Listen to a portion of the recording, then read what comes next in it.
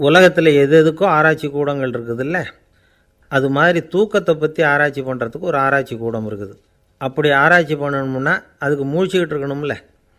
அதனால தான் அந்த ஆராய்ச்சி கூடம் இங்கே இல்லை.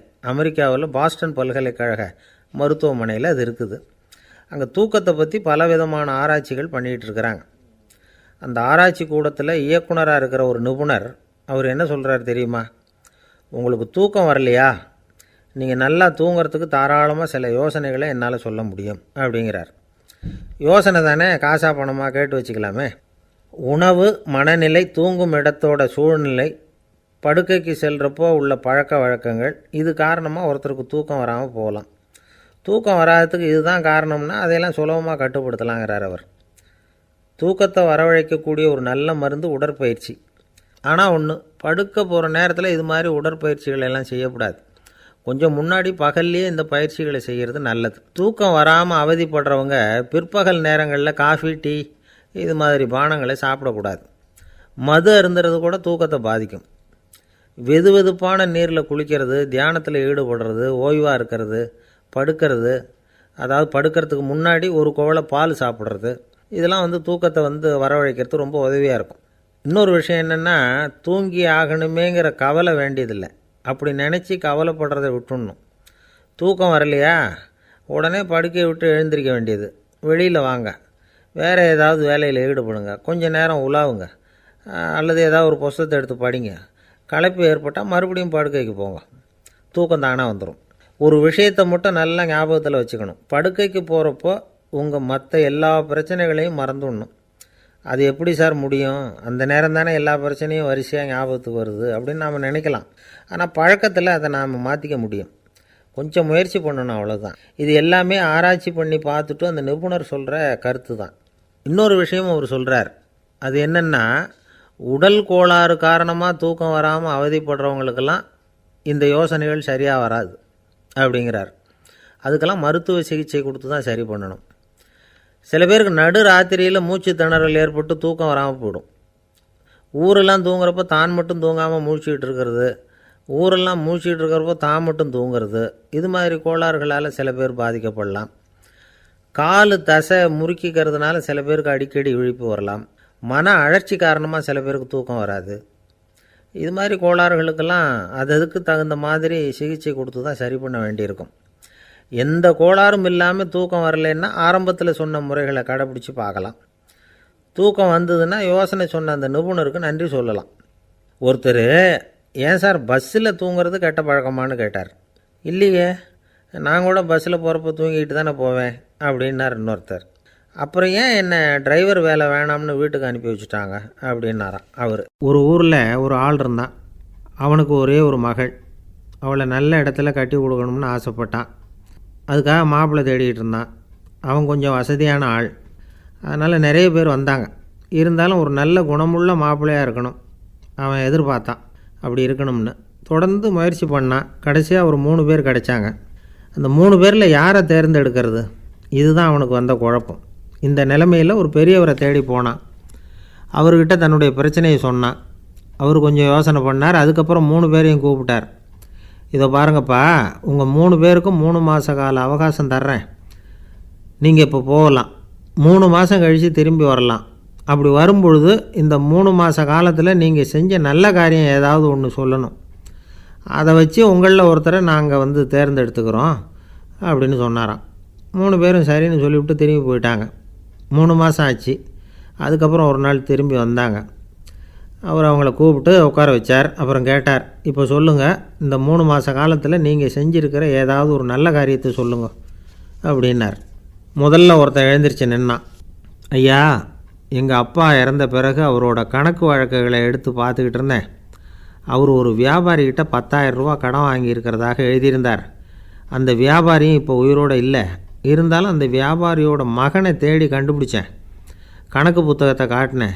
எங்கள் அப்பா உங்கள் அப்பா கிட்ட 10,000 ரூபா கடன் வாங்கியிருக்கிறதாக இதை எழுதியிருக்கிறார். அதனால் அதை திருப்பி கொடுக்கறதுக்காக வந்திருக்கிறேன். இந்தாங்க அந்த பணம் அப்படின்னு சொல்லி கொடுத்துட்டு வந்துட்டேன் அப்படின்னு நானும். இதை பெரியவர் கவனமாக கேட்டுக்கிட்டார். அதுக்கப்புறம் 2வது இளைஞன் எழுந்திரிச்சான். ஐயா, நான் போன மாதம் ஒரு நாள் ராத்திரி வேளையில் ஒரு காட்டுப்பாதை வழியாக எங்கள் ஊருக்கு போய்கிட்டு இருந்தேன். அந்த சமயத்தில் அந்த வழியாக வந்துக்கிட்டு இருந்த ஒரு வழிப்போக்கர்கிட்ட 4-5 திருடர்கள் வம்பு வளர்த்து அவர்கிட்ட இருந்த பொருளை எல்லாம் கொள்ளையடிச்சிக்கிட்டு இருந்தாங்க.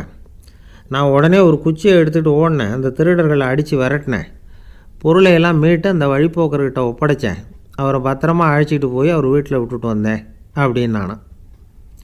இதையும் பெரியவர் கவனமாக கேட்டுக்கிட்டார். அடுத்தபடியாக 3வது இளைஞன் எழுந்திரிச்சான். ஐயா, போன மாதம் ஒரு நாள் நான் ஒரு மலைப்பாதை வழியாக போய்கிட்டு இருந்தேன். மலைப்பாதை விளிம்பில் ஒரு மதகு கட்டை, அது மேலே ஒரு ஆள் படுத்து தூங்கிட்டு இருந்தான். அந்த பக்கம் தவறி உருண்டு விழுந்திருந்தான்னா அதில் பாதாளம். அது மலையடி வாரத்தில் போய் தான் விழணும், அவ்வளவு பள்ளம். அது தெரியாமல் அவன் பாட்டுக்கு தூங்கிட்டு இருந்தான். நான் உடனே அவன்கிட்ட ஓடி போய் குனிஞ்சு அவன் முகத்தை பார்த்தேன். அப்போ தான் புரிஞ்சுது, அவன் ஏற்கனவே எனக்கு தெரியும். அவனை எனக்கு நிறைய கெடுதல் பண்ணியிருக்கிறான், இடைஞ்சல் கொடுத்தவன். இருந்தாலும் ஐயோ பாவம்னு நினச்சி அவனை எழுப்பி பாதுகாப்பாக வேற ஒரு இடத்துல படுக்க வச்சுட்டு வந்தேன் அப்படின்னு நானும். பெரியவர் இதையும் கேட்டுக்கிட்டார். அதுக்கப்புறம் அவங்க 3 பேரையும் பார்த்து, நீங்கள் போகலாம், நாங்கள் யோசித்து முடிவு பண்ணி உங்களுக்கு சொல்லி அனுப்புகிறோம் அப்படின்னாராம். அந்த இளைஞர்கள் புறப்பட்டு போயிட்டாங்க. அதுக்கப்புறம் அந்த பெண்ணோட அப்பாவை பார்த்து சொன்னார், இந்த 3 பேருமே நல்ல பிள்ளைங்க தான், அதில் ஒன்றும் சந்தேகம் இல்லை. இருந்தாலும் இந்த 3 பேர் செஞ்ச செயல்களையும் ஒப்பிட்டு பார்க்க வேண்டியிருக்கு. முதல் இளைஞன் நேர்மைக்கு எடுத்துக்காட்டாக விளங்குறான். இந்த காலத்தில் இது மாதிரி இளைஞர்களை பார்க்குறது ரொம்ப கஷ்டம்தான். இருந்தாலும் அவன் கடமையை தான் செஞ்சான். 2வது இளைஞன் நல்ல வீரன், தைரியசாலி. ஒரு வீரன் எதை செய்யணுமோ அதைத்தான் இவன் செஞ்சான். இவன் ஒரு லட்சிய மனிதன். 3வது இளைஞன் தன்னுடைய பகைவனுக்கே உதவி செஞ்சுருக்கான். அவன் உயிரை காப்பாற்றியிருக்கிறான். பகைவனுக்கு அருள்வதுங்கிறது ஒரு சாதாரண மனுஷனால் செய்யக்கூடிய காரியம் இல்லை. பகையை மறக்கிறதும் பகைவனுக்கு அருள்வதும் தெய்வீக பண்புகள். அதனால் இவனையே உன்னுடைய மகளுக்கு ஏற்ற மாப்பிள்ளையாக தேர்ந்தெடுக்கலாம் அப்படின்னு சொன்னாங்களாம். ஒரு நல்ல நாளில் அவங்களுக்கு திருமணம் நல்ல விதமாக நடந்து முடிஞ்சுதான். இது சுவாமி சின்மயானந்தர் சொல்லியிருக்கிற ஒரு கதை. இதிலேருந்து நாம் புரிந்து கொள்ள வேண்டிய ஒரு கருத்து, நமக்கு கெடுதல் பண்ணவங்களுக்கும் நாம் நல்லது செய்யணும். ஆனால் நடைமுறையில் அப்படி நம்மளால் செய்ய முடியறதில்ல. அதுதான் சிக்கல். நம்மால் ஒருத்தங்கிட்ட கேட்டேன், ஏண்டா உன்னுடைய பகைவன் ஒருத்தன் அது மாதிரி ஒரு மலைப்பாதை மதகு கட்டையில் படுத்திருந்தா உடனே நீ என்ன நினைப்ப அப்படின்னு கேட்டோம். இது ஒரு அருமையான சந்தர்ப்பம்னு நினைப்பேன் அப்படின்னா. எதுக்குன்னு கேட்டோம். அவனை அந்த பக்கமாக உருட்டி கீழே தள்ளுறதுக்கு அப்படின்னா. ஒரு ஆள் ராமகிருஷ்ணரை தேடி வந்தான். அவன் கையில் 1000 பொற்காசுகள் வச்சுருந்தான். அதை அவர்கிட்ட கொடுத்து இதை ஏற்றுக்கணும் அப்படின்னு ரொம்ப பணிவாக கேட்டுக்கிட்டான். அவர் பார்த்தார், இது எனக்கு தேவையில்லை, ஆனாலும் உன்னுடைய மனசை புண்படுத்துறதுக்கு நான் விரும்பலை, அதனால் நீ கொடுக்குறத வாங்கிக்கிறேன்னார். வாங்கிக்கிட்டார். அப்புறம் கேட்டார், இதை பாரு, இனிமேல் இதெல்லாம் என்னுடைய இது தானே அப்படின்னார். ஆமாம், அதையெல்லாம் நான் உங்களுக்கே கொடுத்துட்டேன்னா அவன். சரி, இப்போ நீ எனக்காக ஒரு காரியம் பண்ணணும்னார். என்ன செய்யணும்னு சொல்லுங்கன்னா, இந்த நாணயங்களையெல்லாம் எடுத்துக்கிட்டு போய் கங்கை நதியில் எரிஞ்சுட்டு வா அப்படின்னார். இவனுக்கு அதிர்ச்சியாக போச்சு. என்ன பண்ணுறது, இனிமேல் அது முடியாதுன்னு சொல்ல முடியாது. ஏன்னா அந்த நாணயங்களையெல்லாம் அவருக்கே கொடுத்துட்டான். இனிமேல் அதெல்லாம் இவனுடையது இல்லை. பேசாமல் அவ்வளவையும் அள்ளிக்கிட்டு ஆத்தங்கரைக்கு போனான். போனவன் ரொம்ப நேரம் திரும்பியே வரல. ராமகிருஷ்ணருக்கு சந்தேகம், என்ன ஆச்சு அந்த மனுஷனுக்கு, காசுகளோடு அந்த கங்கையில் குதிச்சுட்டானா, போகும்பொழுதே ஒரு மாதிரியாக தான் போனான், போய் என்னன்னு பார்த்துட்டு வாங்க அப்படின்னார். அங்கே இருந்த ஒருத்தர் ஓடி போய் பார்த்தார். அவர் போய் பார்க்கும்பொழுது அவன் அங்கேயே இருந்தான். அதுக்கப்புறம் அவர் திரும்பி வந்தார். விவரத்தை சொன்னார்.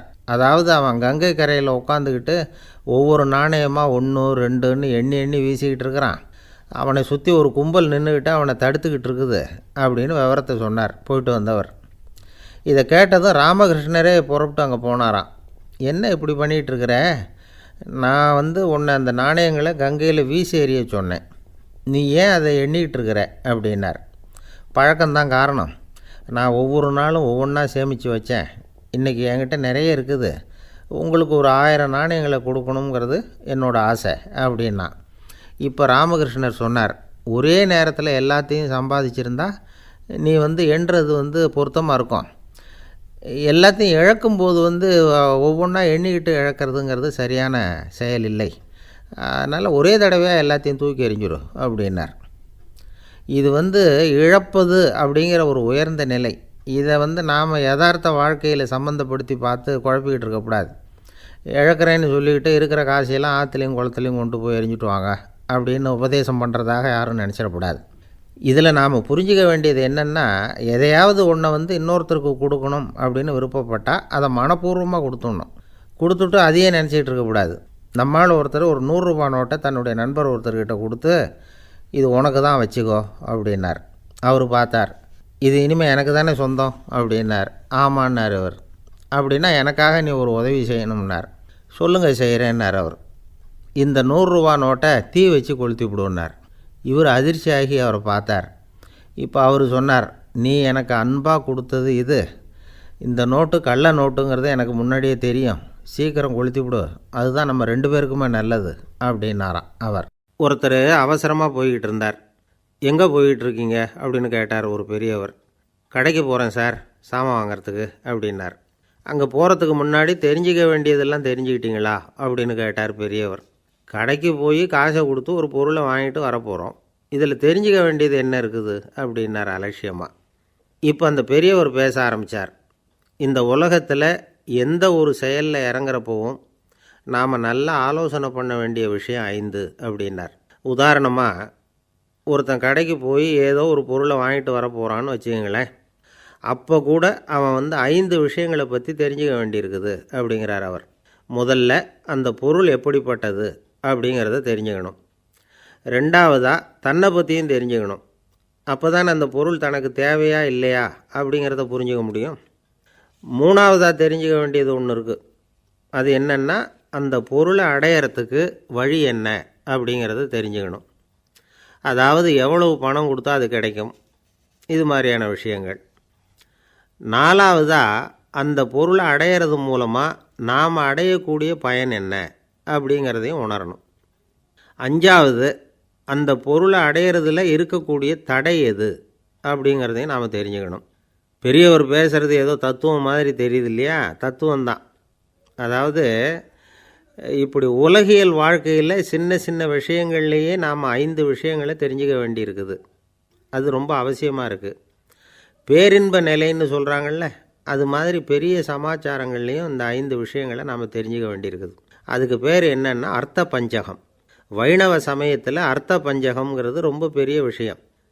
கடைக்கு போகிறது மாதிரி கடவுளை பார்க்க போகிறப்பவும் நாம் 5 விஷயங்களை தெரிஞ்சுக்கணுமா. முதல்ல பரம்பொருள் அப்படிங்கிறது என்ன, அதோட தன்மைகள் என்ன, இதை தெரிஞ்சுக்கணும். இதுக்கு பேர் என்னென்னா பரமாத்ம ஸ்வரூபம் அப்படின்னு பேர். 2வது நாம் யார், நம்மோட தன்மை என்ன அப்படிங்கிறத தெரிஞ்சுக்கணும். நான் யாருன்னு எனக்கே தெரியலங்கிறப்போ இதை நான் சொல்கிறேன்னு இது என்னுடையதுன்னு சொல்கிறது தப்பு தானே. அப்புறம் 3வது விஷயம், பரம்பொருளை நாம் அடையிறதுக்கு வழி எது, இதை தெரிஞ்சுக்கணும். இது உபாய ஸ்வரூபம் அப்படின்னு பேர். 4வது விஷயம், நாம் அடைய வேண்டிய பயன்கள் என்ன அப்படிங்கிறத தெரிஞ்சுக்கிறது. இதுக்கு புருஷார்த்தம் அப்படின்னு பேர். 5வது அந்த பயனை அடைய விடாமல் தடுக்கிற தடைகள் யாவை அப்படிங்கிறத தெரிஞ்சுக்கிறது. இது விரோதி ஸ்வரூபம். இதைத்தான் தடையியல் அப்படின்னு சொல்கிறாங்க. அதாவது பரமாத்மாவை பற்றிய அறிவு, ஜீவாத்மாவை பற்றிய அறிவு, உபாயம் பற்றிய அறிவு, புருஷார்த்தம் பற்றிய அறிவு, இந்த 4 அறிவுக்கும் எதிரடையாக, அதாவது அதையெல்லாம் தப்பாக புரிஞ்சுக்கிறதால உண்டாகக்கூடிய அறிவு விரோதி ஸ்வரூபம். என்ன இது தகவலில் ஏதாவது கதை சொல்லுவீங்கன்னு பார்த்தா ஏதோ தத்துவம் பேசிக்கிட்டு இருக்கிறீங்களே அப்படின்னு நினைக்கலாம். இதுவும் தெரிஞ்சிக்க வேண்டிய ஒரு பெரிய விஷயந்தான். காதில் போட்டு வச்சா எப்போவாவது உபயோகப்படும்.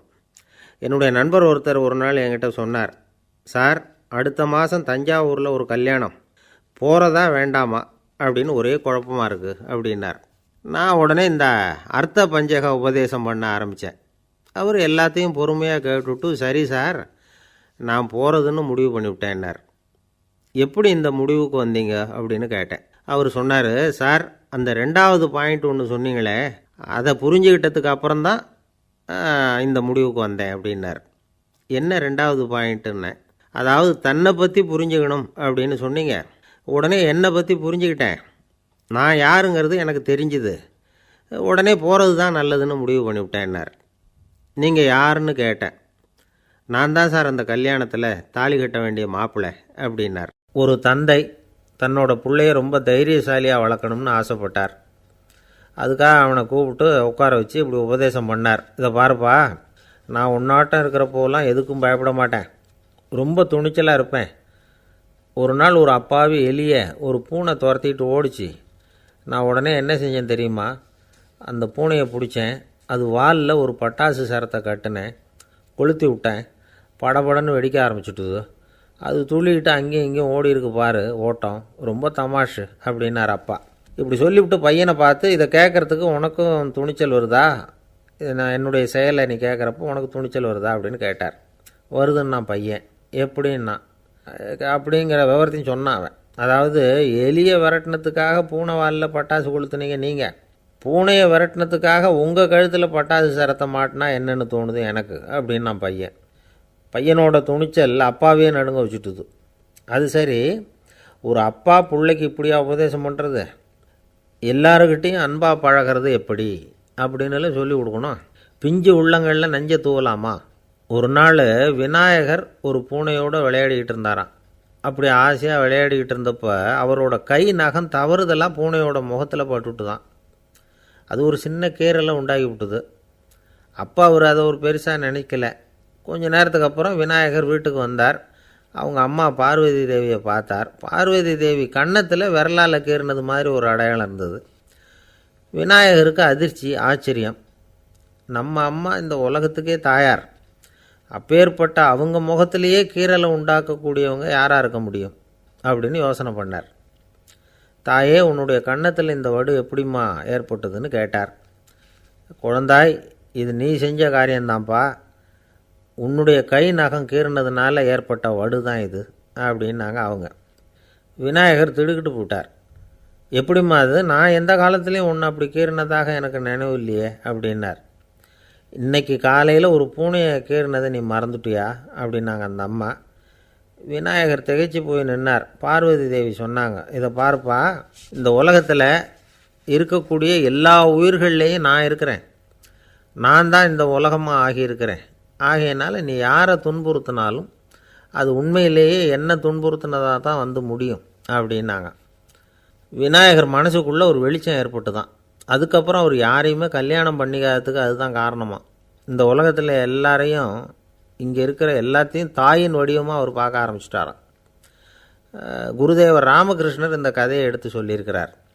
நபிகள் நாயகம் ஒரு தடவை ஒரு நாற்காலியில் உட்காந்து என்னமோ யோசனை பண்ணிகிட்டு இருந்திருக்கிறார். அப்போ அவரோட உடையில் ஒரு கீழ்ப்பகுதி தரையில் படிஞ்சு கிடந்திருக்குது. அங்கே விளையாடிக்கிட்டு இருந்த ஒரு பூனை அது மேலே வந்து படுத்து தூங்கி போச்சு. தொழுகை செய்ய வேண்டிய நேரம் வந்துட்டது. நபிகள் நாயகம் எழுந்திருக்க பார்த்தார். அப்போ தான் பூனை தன்னோட உடை மேலே படுத்து தூங்கிட்டு இருக்கிறது கண்ணில் படுது. பூனையோட தூக்கத்தை கலைக்க விரும்பல அவர். தன்னுடைய சகோதரியை கூப்பிட்டார். ஒரு கத்திரிக்கோல் எடுத்துகிட்டு வர சொன்னார். பூனை படுத்திருந்த உடைப்பகுதி மட்டும் இருக்குல்ல, அதை மட்டும் அதோடு கத்திரிச்சு விட்டுட்டு அதுக்கப்புறம் அவர் எழுந்திரிச்சு தொழுகைக்கு போனாராம். அதாவது பிற உயிர்கள்கிட்ட எப்படி அன்பு காட்டணுங்கிறத பெரியவங்க எவ்வளவோ விதத்தில் நமக்கு எடுத்து காட்டியிருக்கிறாங்க. இருந்தாலும் எத்தனை பேர் மனசில் அதெல்லாம் உரைச்சிருக்குது? நாமளும் நம்ம ட்ரெஸ்ஸு மேலே ஒரு பூனை படுத்திருந்தா ஒரு கத்திரிக்கோலை தான் தேடுவோம், எடுத்துக்கிட்டு வர சொல்லுவோம். துணியை வெட்டுறதுக்கு பதிலாக இல்லை அதோட வாழை வெட்டினா என்ன அப்படின்னு தோணும். ஒரு ஆள் ரொம்ப பிரியமாக ஒரு பூனையை ஆற்றுல குளிப்பாட்டிக்கிட்டு இருந்தானான். எப்படி? அந்த பூனையை ஆற்று தண்ணியில் அமுக்கி அமுக்கி குளிப்பாட்டிக்கிட்டு இருக்கிறான். அந்த வழியாக போன பெரியவர் ஒருத்தர் இதை பார்த்தார். இதை பார்ப்பா, பூனையை அது மாதிரி ஆற்று தண்ணியில் அமுக்கி குளிப்பாட்டாத, மூச்சு திணறி செத்து போடும் அப்படின்னு அட்வைஸ் பண்ணார். நீ போய் அவன் வேலையை பார்த்துக்கிட்டு, எனக்கு எல்லாம் தெரியும்னா இவன். சரின்னு அவர் போயிட்டார். கொஞ்ச நேரம் கழித்து அவரே அந்த வழியாக திரும்பி வந்துக்கிட்டு இருந்தார். ஆற்றுல பூனையை குளிப்பாட்டிக்கிட்டு இருந்தவன் அழுதுகிட்டு உட்காந்துருக்கிறான். பக்கத்தில் அந்த பூனை செத்து கிடக்குது. இதை பார்த்தார் பெரியவர். நான் தான் அப்போவே சொன்னேனே அந்த பூனையை ஆற்றுல நினைக்காதேன்னு, அதை கேட்டிருந்தா அப்படி ஆயிருக்குமா அப்படின்னார்.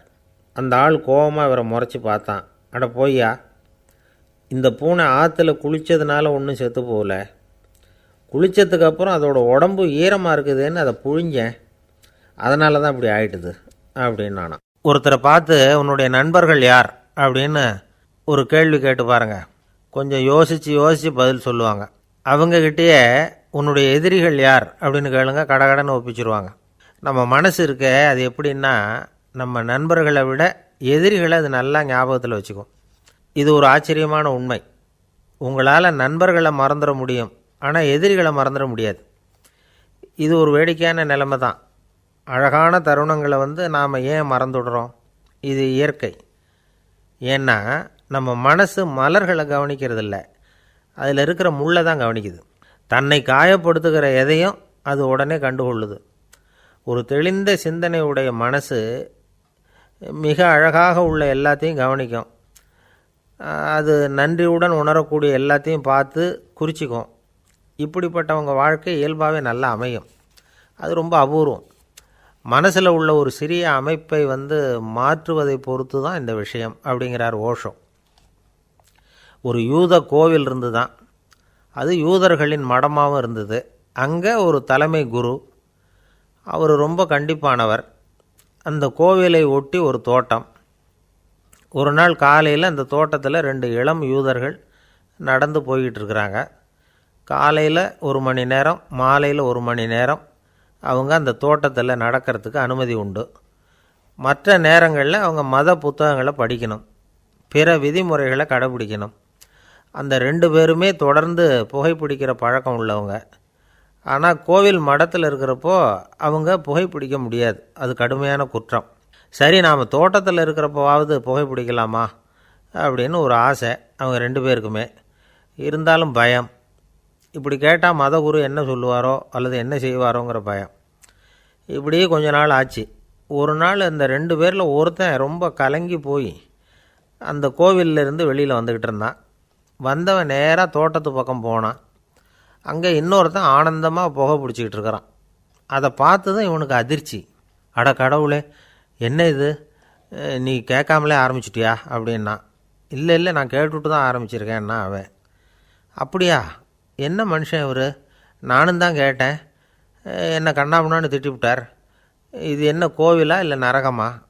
உனக்கு புகை பிடிக்கணும்னு ஆசையாக இருந்தால் நரகத்துக்கு போகணும்னு சொல்லிவிட்டார். அது சரி, உன்னை மட்டும் எப்படி அனுமதிச்சார் அப்படின்னு கேட்டான் இவன். அவன் சிரிச்சுக்கிட்டே, நீ எப்படி கேட்ட சொல்லு அப்படின்னா. நாம் இந்த தோட்டத்துக்கு வர அனுமதிக்கப்பட்டிருக்கிறதே ஜபத்துக்காகத்தானே, அதனால் நான் ஜபம் சொல்லும் பொழுது புகை பிடிக்கலாமா அப்படின்னு கேட்டேன். அதுக்கு தான் அவர் சத்தம் போட்டு என்னை அடிக்கவே வந்துட்டார் அப்படின்னா இவன். நீ ஒரு மாதிரியாக கேட்டிருக்க, நான் வேறு மாதிரியாக கேட்டிருக்கிறேன். ஜபம் சொல்லும்போது புகை பிடிக்கலாமான்னு நீ கேட்டிருக்க. ஐயா, புகை பிடிக்கும் பொழுது ஜபிக்கலாமா அப்படின்னு நான் கேட்டேன். அதில் தப்பு ஒன்றும் இல்லை அப்படின்னு பதில் சொல்லிட்டார் அப்படின்னா. ஒரு சிறிய மாற்றம்தான் அது மிகப்பெரிய மாறுதலை ஏற்படுத்தி விட்டது. மனசு நல்ல விதமாக சிந்திக்க ஆரம்பிச்சுட்டுதுன்னா மகிழ்ச்சிக்கு பஞ்சம் இல்லை. ஒரு கஞ்சன் ஆற்றுல விழுந்துட்டான், வெள்ளத்தில் தத்தளிச்சிக்கிட்டு இருக்கிறான். கரையில் நின்ன ஒருத்தர், உன் கையை கொண்டா இப்படி பிடிச்சி இழுத்து கரையில் சேர்த்து விடுறேன்னார். எதையும் கொடுத்து பழக்கம் இல்லாத அவன் கையையும் கொடுக்க மாட்டேன்னுட்டான். இவர் பார்த்தார், உன் கையை கொடுன்னு சொல்கிறதுக்கு பதிலாக நான் என் கையை கொடுக்குறேன் பிடிச்சிக்கோ அப்படின்னார். அவன் கப்புன்னு பிடிச்சிக்கிட்டான், இழுத்து கரையில் போட்டார். பிரம்மத்தை அறிந்தவன் பிரம்மமாகிறான் அப்படின்னு ஒரு பெரியவர் பேசினார் ஒரு கோவிலில். தைத்திரிய உபனிஷத்து அப்படி சொல்லுதான். இதை கேட்கும் பொழுது நமக்கு ஒரு சந்தேகம் வரும். அது எப்படி? பிரம்மத்தை அறிந்தவன் பிரம்மம் ஆகிறான்னா, சிங்கத்தை அறிந்தவன் சிங்கம் ஆகிறானா, தோசையை அறிந்தவன் தோசை ஆகிறானா? இப்படிப்பட்ட சந்தேகம் நமக்கு வர்றதில் ஒன்றும் ஆச்சரியம் இல்லை, இது இயற்கை. இதுக்கும் அந்த பெரியவரே பதில் சொல்கிறார். சிங்கம் வேற, நாம் வேற. அதனால் சிங்கத்தை அறிந்தவன் சிங்கமாக மாட்டான். ஆனால் பிரம்மம் வேற, நாம் வேற இல்லை. அதனால் பிரம்மத்தை அறிந்தவன் பிரம்மமாகிறான் அப்படிங்கிறது அவரோட விளக்கம். மனிதன் அவன்தான் தான் பிரம்மங்கிறது தெரியாதனால தான் அதை வேறு எங்கேயோ தேடிகிட்டு இருக்கிறான். கடைசியில் அது தான் தாங்கிறது புரிஞ்சுக்கிற பொழுது அவன் பிரம்மம் ஆகிடுறான். இதை விளக்கிறதுக்கு ஒரு உபநிஷத்து கதையே இருக்குது. நமக்கு தெரிஞ்ச கதை தான், ஆனால் அதை வேறு விதமான அர்த்தத்தில் விளையாட்டாக சொல்லிகிட்டு இருக்கிறோம். ஒரு சமயம் ஒரு 10 நண்பர்கள் ஒரு காட்டு வழியாக போய்கிட்டு இருக்கிறாங்க. குறுக்க ஒரு நதி, அதை கடந்து அடுத்த பக்கம் போகணும். எல்லோரும் ஒரு வழியாக கடந்து அடுத்த கரைக்கு போய் சேர்ந்துட்டாங்க. அங்கே போய் சேர்ந்ததுக்கப்புறம் எல்லோரும் பத்திரமா வந்து சேர்ந்துட்டோமா அப்படின்னு தெரிஞ்சுக்கிறதுக்காக எண்ணி பார்க்குறான் அந்த கூட்டத்து தலைவன். அவங்க மொத்தம் 10 பேர். ஆனால் இவன் எண்ணி பார்க்குறப்போ 9 தான் வருது. ஏன்னா அவன் தன்னை விட்டுவிட்டான். எதிரில் நிற்கிறவங்கள மட்டுமே எண்ணுறான். ஐயோ 10வது ஆள் எங்கேங்கிறான். பதறான். சரி நீ இரு நான் எண்ணி பார்க்குறேன்னு சொல்லிவிட்டு இன்னொருத்தன் வந்து என்றான். அவனும் தன்னை விட்டுட்டு என்றான். 9 தான் வருது. எல்லோரும் கொய்யோ முறையோன்னு கத்த ஆரம்பிச்சிட்டாங்க. அந்த சமயத்தில் ஒரு பெரியவர் அந்த பக்கமாக வர்றார். என்ன விஷயம்னு விசாரிக்கிறார். 10வது ஆள் 6 அடிச்சுட்டு போட்டுது அப்படின்னு சொல்லி இவங்க அழறாங்க. சரி அழாதீங்க அப்படின்னு சொல்லி அந்த தலைவனை பார்த்து இப்படி வாங்குறார். வர்றான். இப்போ எனக்கு முன்னாடி ஒரு தரம் எண்ணு பார்க்கலாம்ங்கிறார். 1 2 3ன்னு ஆரம்பித்து 9ல் வந்து முடிக்கிறான். உடனே பெரியவர் நீ தான் அந்த 10வது ஆள் அப்படிங்கிறார். இது உண்மை. நாம் தான் நம்மளை வேறு எங்கேயோ தேடிகிட்டு இருக்கிறோம். நாம் எங்கேயோ தேடிகிட்டு இருக்கிறோமே அந்த பிரம்மம் நாம் தான். இப்படி ஒரு பெரிய உண்மையை விளக்கிறதுக்காக தான் அப்படி ஒரு கதை சொல்லப்பட்டது. ஆனால் அதை வந்து நாம் வேறு விதமாக வேடிக்கையாக உபயோகப்படுத்திக்கிட்டு இருக்கிறோம். எப்படி தெரியுமா? ஒரு ஆத்தங்கரையில் ஒரு 10 பேர் முழிச்சுக்கிட்டே நின்றுக்கிட்டு இருந்தாங்களாம்.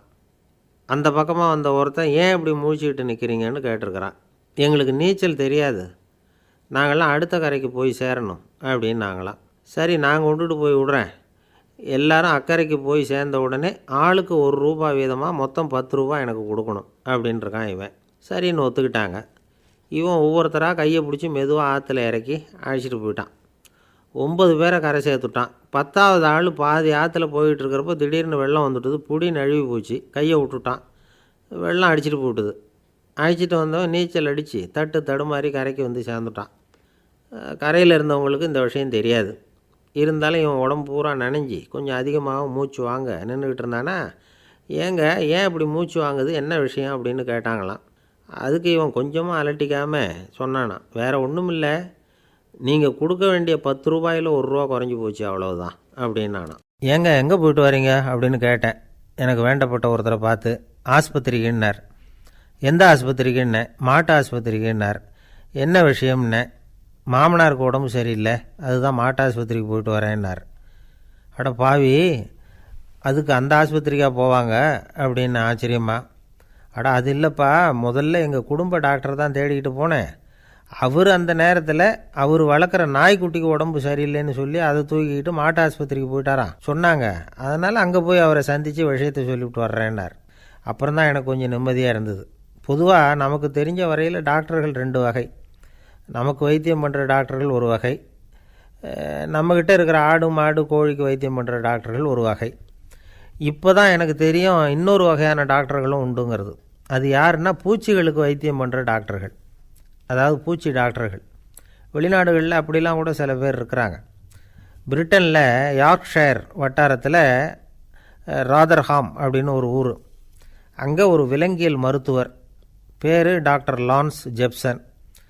அவர் ஆஸ்பத்திரி வாசலில் பார்த்தீங்கன்னா தினமும் நிறைய பேர் நின்றுக்கிட்டு இருப்பாங்க. கையில் கண்ணாடி குடுவை, தகர டப்பா இப்படி ஏதாவது இருக்கும். அதுக்குள்ளே ஏதாவது பூச்சிகள் இருக்கும். அதுக்கு வைத்தியம் பண்ணுறதுக்காக வந்தவங்க தான் அவங்கெல்லாம். சிலந்தி பூச்சி, பல்லி, தேளு, பாம்பு இப்படி ஏதாவது இருக்கும். பொழுதுபோக்காக சில பேர் நாய், பூனை, கிளி, மைனா, புறா இப்படி ஏதாவது வளர்க்குறாங்கல்ல, அது மாதிரி இப்போல்லாம் தேளு, பல்லி, பாம்பு, பூச்சி இதையெல்லாம் வளர்க்க ஆரம்பிச்சிட்டாங்களாம். இது ஒரு புது ஃபேஷன். இப்போ கூண்டுக்குள்ளே டப்பாக்குள்ளே போட்டு வளர்க்குறது, அதுக்கு ஏதாவது நோய் வந்துட்டுதுன்னா வைத்தியம் பண்ணுறதுக்கு டாக்டர்கிட்ட வந்துட வேண்டியது, இப்படி இந்த பழக்கம்லாம் நிறையா வந்துட்டுது. ரத்தம் உறிஞ்சிற அட்டைகள் கூட இவங்கக்கிட்ட வைத்தியத்துக்கு வருதான். சிலந்திகளில் செங்கால் சிலந்தின்னு ஒரு வகை. மத்திய அமெரிக்க காடுகளில் இது அதிகம். சிலந்திகள்லேயே ரொம்ப விலை உசந்தது இந்த ரகம்தான். கால்களில் சிவப்பு கோடுகள் இருக்கும். இந்த இனம் வந்து இப்போ குறைஞ்சிக்கிட்டே வர்றதுனால சர்வதேச விதிகளின்படி இவற்றின் ஏற்றுமதி இறக்குமதிக்கு தடை விதிக்கப்பட்டிருக்குது. அதனால் இதை வளர்க்குறவங்க வீட்டுக்குள்ளேயே இனவிருத்தி மூலமாக பெருக்கி விற்பனை பண்ணிட்டு வராங்களாம். அந்த வகை சிலந்திகள் தான் இப்போ வைத்தியத்துக்கு அதிகமாக வருதான். சரி, இதுக்கெல்லாம் எப்படி வைத்தியம் பண்ணுறாங்க? முதல்ல அதை வந்து குளிர்பதன பெட்டியின் வழுவழுப்பான சுவரில் விட்ட உடனே அதெல்லாம் மெதுவாக இறங்கி வரும். அப்போ அதன் நோயை கண்டுபிடிக்கிறது சுலபம். அப்புறம் அதுக்கு கிருமிகளை கொல்லக்கூடிய மருந்துகளையோ வலி நிவாரண மருந்துகளையோ கொடுப்பாங்க. கால் உடைஞ்ச சிலந்திகளுக்கு பசையை கொண்டு ஆப்ரேஷன் பண்ணுவாங்க. சில சிலந்திகளுக்கு உடைஞ்ச காலை எடுத்துட்டா புதிய கால் வளர்ந்துடும்.